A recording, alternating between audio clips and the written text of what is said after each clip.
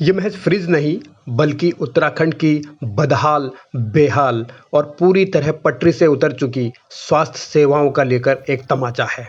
और जिस तरीके से कोरोना के केस उत्तराखंड में बढ़ रहे हैं, हर दिन 5,000 या 6,000 से ज़्यादा केस आ रहे हैं, लोगों के सामने जीवन बचाने का संकट है, अस्पतालों में तमाम जो व्यवस्थाएं हैं वो चौपट हो चुकी हैं, लोगों को इलाज नहीं मिल रहा है। और इन हालात में जब राज्य के एक बड़े अस्पताल को फ्रिज की ज़रूरत थी तो पूर्व मुख्यमंत्री त्रिवेंद्र सिंह रावत ने अपनी बड़ी दरियादिली दिखाते हुए एक टूटा हुआ फ्रिज भिजवा दिया और उस फ्रिज में अब वहाँ दवाइयाँ रखी जा रही हैं। त्रिवेंद्र रावत ने जो किया वो उस वक्त के हालात के हिसाब से किया होगा, लेकिन शायद जब वो 4 साल तक स्वास्थ्य मंत्री रहे, अगर उस दौरान अस्पतालों की हालत को वो देख लेते, समझ लेते, तो शायद आज लोगों को इस तरीके से बिलखना नहीं पड़ता और पूर्व मुख्यमंत्री को एक टूटा हुआ फ्रिज कोरोनेशन अस्पताल में नहीं भेजना पड़ता। और इन हालातों के बीच ये समझा जा सकता है कि राज्य किस तरीके से अब जूझ रहा है, कोरोना के मरीज कैसे दर दर भटक रहे हैं, परिजन कैसे अपनों को इलाज दिलाने के लिए पूरी तरीके से बेबस नजर आ रहे हैं। मौजूदा वक्त में भी मुख्यमंत्री ही स्वास्थ्य मंत्री हैं,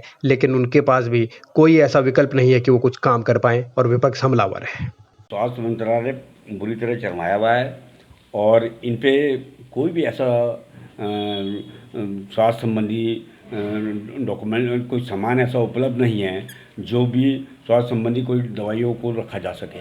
इसके साथ साथ आपने कल देखा होगा कि आपको फ्रिज की डिमांड करनी है तो एक बड़ा फ्रिज आ सकता था।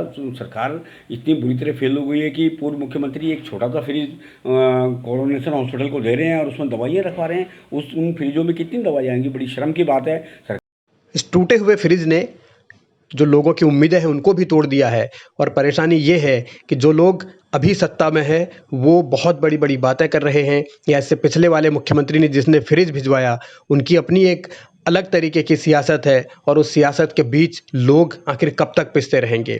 सवाल ये भी है कि सत्ता में तो कांग्रेस भी रही है, उसने स्वास्थ्य सेवाओं को सुधारने के लिए क्या किया। ये सही है कि जो मौजूदा वक्त में सत्ता में होता है उस पर ज़्यादा सवाल होते हैं, लेकिन इस राज्य के भीतर बारी बारी से सत्ता पर काबिज होने वाले दल क्या स्वास्थ्य सेवाओं को लेकर कभी गंभीर थे? और जब मुख्यमंत्री ही स्वास्थ्य मंत्री रहा हो तो फिर उसके बावजूद हालात न सुधरना, ये बतलाता है कि कैसे एक इस विभाग को, स्वास्थ्य विभाग को पूरी तरीके से नज़रअंदाज किया गया और स्वास्थ्य सेवाओं पर कोई ध्यान नहीं दिया गया।